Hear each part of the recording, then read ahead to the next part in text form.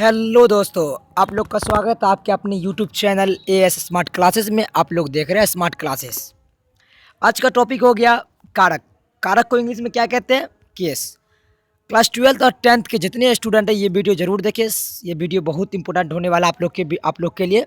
इससे पहले हम ग्रामर का एक दो वीडियो अपलोड कर चुके हैं, आप लोग को प्ले लिस्ट में वीडियो मिल जाएगा। चलिए हम वीडियो में आगे बढ़ते हैं। आप लोग का ज़्यादा समय नहीं लेंगे, वीडियो में आगे बढ़ते हैं। आज का टॉपिक हो गया कारक। कारक को इंग्लिश में केस कहते हैं। इससे हम अगले वाला ग्रामर वीडियो में पूछेंगे कारक को इंग्लिश में क्या कहते हैं। क्लियर? चलिए अब बताते हैं हम कारक का परिभाषा। कारक को इंग्लिश में क्या कहते हैं अभी हम बता दिए। कारक को इंग्लिश में केस कहते हैं। क्लियर? चलिए, संज्ञा या सर्वनाम का वह रूप जो वाक्य के अन्य शब्दों खासकर वर्ब के साथ अपना संबंध करता है उसे कारक कहते हैं। अब देखिए, अब हम संज्ञा या सर्वनाम तो बोल दिए। अब संज्ञा मतलब होता क्या? संज्ञा का इंग्लिश क्या होता? संज्ञा का इंग्लिश होता नॉन। नॉन का परिभाषा पता है आप लोग को? पता है तो कमेंट कीजिए, नहीं तो हम बताते हैं। संज्ञा नाम को ही नॉन कहते। क्लियर? अब देखिए, संज्ञा का समझ में आ गया। प्रोनॉन। प्रोनॉन का मतलब नाम के बदले में जो यूज होता, मतलब संज्ञा के बदले में जो यूज होगा उसको सर्वनाम कहते। क्लियर? देखिए, दोनों समझ में आ गया। संज्ञा या सर्वनाम क्या होता? वाक्य मतलब सेंटेंस में जो प्रयोग होगा। वर्ब काम करने वाले को क्रिया कहते हैं, सबको पता, उसे हम वर्ब कहते हैं। वर्ब के साथ अपना संबंध प्रकट करता उसे हम कारक कहते हैं। अब कैसे संबंध प्रकट करता उसके बारे में जानेंगे हम। देखिए, राम ने रावण को मारा। देखिए, राम क्या हो गया? संज्ञा। हमारा क्या हो गया? वर्ब। राम ने किसको मारा? रावण को। तो मारने का काम क्या हो गया? राम ने रावण को मारा। लेकिन नॉन जो हो गया, रावण को मारा। रावण किससे संबंध है? वर्ब से। समझ में आ गया? संबंध प्रकट कर रहा। क्लियर? संज्ञा सर्वनाम का वह रूप जो वाक्य में वर्ब के साथ संबंध प्रकट करता। क्लियर? अब देखिए दूसरा उदाहरण देखिए, रावण को किसने मारा? राम ने मारा। राम क्या हो गया? संज्ञा। समझ में आ गया? चलिए आगे चलते। देखिए एक और उदाहरण देख लीजिए, राम ने किसको मारा? राम ने रावण को मारा। राम यहाँ पर भी संज्ञा हो गया। किसको मारा? मारने का काम किसको किया? मारने का काम किसको किया था? रावण को। तो ये वर्ब हो गया मारना, संबंध प्रकट कर रहा वाक्य में। क्लियर? देखिए, संज्ञा या सर्वनाम का संबंध बताना चाहिए किसके साथ? वर्ब के साथ, उसे हम कारक कहते हैं। क्लियर? चलिए आगे चलते हैं। अब आगे देखिए, कारक के भेद। कारक के कितने भेद होते? एग्जाम में अगर पूछ दे ऑब्जेक्टिव में कारक के कितने भेद होते, तो कारक के 8 भेद होते। क्लियर? करते चलिए, नोट्स करते चलिए। देखिए, अब हम भेद बताएंगे एक तरफ और एक तरफ चिन्ह बताएंगे। क्लियर? आप लोग याद करते चलिएगा और नोट्स करते चलिए। हम देखिए बताते चलते हैं। देखिए, कारक जो हो जाएगा, कारक और चिन्ह दोनों हम बताएंगे। कारक हो गया कर्ता, उसका चिन्ह हो गया ने। तो हम बताते चलते हैं। कर्ता ने क्रम को करण से संप्रदान को के लिए अपादान से संबंध काके की अधिकरण में पर संबोधन हे अरे। समझ में आ गया? देखिए, कर्ता क्रम करण ये सब हो गया कारक। देखिए, ने को से ये चिन्ह हो गया। समझ में आ गया? आप लोग याद कैसे कीजिए देख लीजिए। आप लोग याद करने का तरीका आपको हम बताते किस तरह से आप याद कर सकते। याद कीजिएगा इस तरह से, कर्ता ने क्रम को करण से संप्रदान को के लिए अपादान से संबंध काके की अधिकरण में पर संबोधन हे अरे। क्लियर? समझ में आ गया? याद कर सकते हैं आप लोग इजी से, हमको लग रहा। चलिए अब हम बारी बारी से बताएंगे।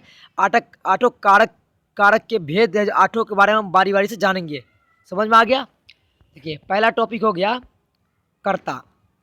कर्ता कर्ता का चिन्ह हम क्या बताए? कर्ता ने। क्लियर? अब पहले चिन्ह याद रखिए। कर्ता का चिन्ह क्या हो गया? ने। अब इसके बारे में हम जानेंगे कर्ता कहते किसको। कर्ता कारक के बारे में जानेंगे।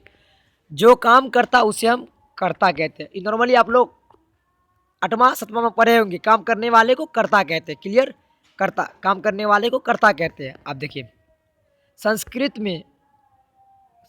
में कर्ता को ही, देखिए संस्कृत में कर्ता को ही कर्ता। देखिए यहाँ पे कर्ता गलती लिखा हुआ, कर्ता सॉरी गलती लिख गया कर्ता। देखिए कर्ता ऐसे होगा। देखिए, संस्कृत में कर्ता को ही कर्ता कारक कहते हैं। क्लियर? काम करने वाले को कर्ता कहते हैं, संस्कृत में कर्ता को ही कर्ता कारक कहते हैं। क्लियर? समझ में आ गया? अब देखिए एग्जाम्पल देख लीजिए, मोहन ने खाया। पहले हम बता दें कर्ता का चिन्ह क्या हो गया? ने। मोहन ने खाया, ने। समझ में आ गया? कर्ता ने, मोहन ने खाया। क्लियर? काम करने वाले को कर्ता कहते हैं।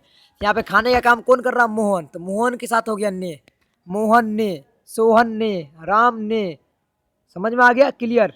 इससे समझ में आ गया कौन सा कारक है? कर्ता कारक। मोहन ने खाया। क्लियर? काम करने वाले को कर्ता कहते हैं। क्लियर? समझ में आ गया? अब देखिए दूसरा के बारे में जानेंगे हम, कर्म कारक। अब कर्म कारक कहते किसको? आप लोग पढ़े होंगे छठा सातवां में अच्छे से, तो समझ में आ जाएगा।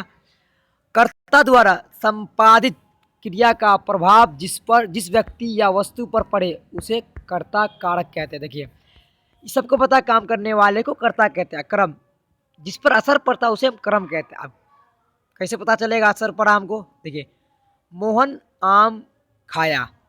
देखिए मोहन आम खाता है। देखिए मोहन आम खाता तो खाना आम पर।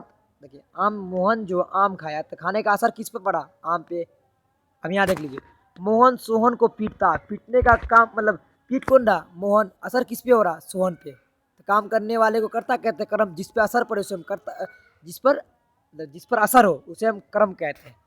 समझ में आ गया? देखिए सोहन को कर्ता का चिन्ह हो गया, कर्ता ने। कर्म का चिन्ह क्या हो गया?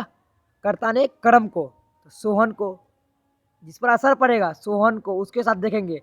अगर मोहन के साथ देखेंगे तो मोहन तो हो गया कर्ता, मोहन तो होगा नहीं। कर्म जिस पर असर पड़ेगा उसको हम कर्म कहते हैं। तो सोहन को राम को पीटता है, जिस पे असर पड़ेगा, समझ में आ गया, उसको कहते हैं कर्म। क्लियर? कर्म कारक। कर्म का क्या हो गया? जिसमें पीटने का असर होगा, खाने का असर हुआ। क्लियर? चलिए आगे चलते हैं, तीसरा पॉइंट देख लेंगे, करण कारक। अब करण कारक क्या होता है उसके बारे में जानेंगे। जो वस्तु क्रिया के संपादन में साधन का काम करे उसे करण कारक कहते हैं। साधन मतलब आसानी का काम करे, जो क्रिया मतलब वर्ब के साथ आसानी का काम करे, या उसे हम करण कारक है। जैसे मैं कलम से लिखता हूँ, लिखना का काम किससे हो रहा? कलम से। तो वही करण कारक का मतलब क्रिया के साथ, मतलब ऐसा क्रिया के साथ, मतलब संपादन, मतलब क्रिया के साथ जो वस्तु क्रिया के संपादन में साधन का काम करे, मतलब साधन मतलब आसानी का काम करे। क्रिया हो गया अब क्रिया क्या हो गया? लिखता। मैं कलम से लिखता हूँ। क्लियर? मैं कलम से लिखता हूँ तो क्रिया के साथ क्या हो गया? कलम का काम हो गया, लिखने का काम हो गया कलम से, तो वो आसान साधन हो गया, साधन का काम कर रहा कलम। क्रिया के साथ अगर साधन का काम करेगा उसे हम कहते हैं करण कारक। क्लियर? देखिए आप दूसरा एग्जाम्पल देखिए, उसकी उंगली चाकू द्वारा कट गई। देखिए चाकू द्वारा कट गई, उसकी उंगली चाकू द्वारा कट गई। किसके द्वारा कट गई? काटना क्या हो गया? वर्ब। किसके द्वारा कट गई? चाकू द्वारा। क्लियर? किसी के द्वारा अगर कट, क्रिया के साथ अगर देखिए मदद करे या हेल्प करे तो उसे हम करण कारक कहते हैं। करण कारक। क्लियर? समझ में आ गया? करण कारक। अब चलिए चौथा हो गया संप्रदान कारक। अब संप्रदान क्या होता है उसके बारे में जानेंगे। जिसके लिए कोई काम की जाए उसे संप्रदान कारक कहते हैं। जैसे देख लीजिए संप्रदान क्या होगा? जिसके लिए कोई काम की जाए उसे संप्रदान कहते हैं। अब क्या होगा देख लीजिए, काम किया जाए। राम ने श्याम को पुस्तक दी। श्याम के लिए राम ने काम किया। समझ में आ गया? पुस्तक दी। राम ने श्याम को पुस्तक दी, किसी दूसरे के लिए काम किया। क्लियर?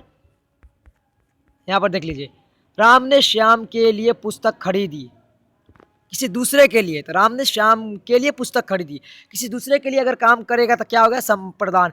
संप्रदान का चिन्ह क्या हो गया? को के लिए। समझ में आ गया? क्लियर? चलिए पांचवा, चलिए आपादान से जानेंगे। अब अगर क्रिया के संपादन में कोई वस्तु अलग हो जाए उसे आपादान कारक कहते हैं। क्या बोल रहा है? अगर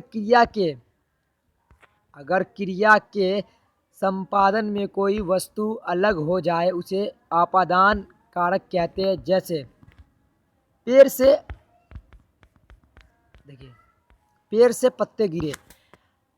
देखिए क्या बोल रहा है यहाँ पे? आपादान, अलग होना। पेड़ से पत्ता गिर गया, टूट गया तो अलग हो गया। रूम से, देखिए छत कमरे से, देखिए सॉरी छत नहीं लिखा, छात कमरे से बाहर गया। अब कमरा से अलग हो गया छात्र। अब देखिए ऐसा आपको समझ में आ जाना चाहिए। इसका मतलब क्या हो गया? आपादान का मतलब अलग होना। आपादान कारक का मतलब क्या हो गया? अलग होना। क्रिया के साथ अलग हो जाएगा उसको हम आपादान कारक कहते हैं। जैसे पेड़ से पत्ता टूटना, कमरे से मतलब छात्र कमरे से बाहर हो गया, मतलब एक हट जाना, अलग हो जाना, उसे हम उसे हम अपादान कारक कहते हैं। क्लियर, समझ में आ गया। चलिए अब छठा पॉइंट की ओर चलते हैं। देखिए छठा क्या बोला, संबंध। संबंध सबको पता, संबंध मतलब क्या होता है, एक दूसरे के साथ मेल मोहब्बत रखना, समझ में आ गया।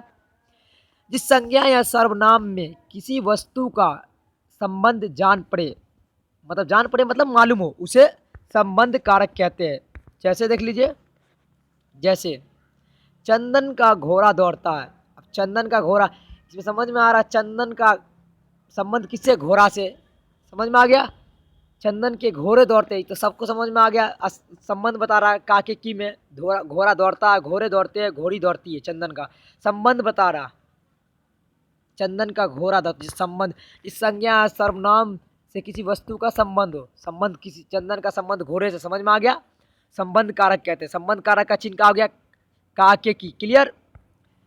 अब चलिए क्वेश्चन नंबर यानी टॉपिक नंबर 8 की ओर चलते हैं। आज का टॉपिक सेकंड लास्ट है, अधिकरण। अब अधिकरण क्या होता है उसके बारे में जानेंगे हम।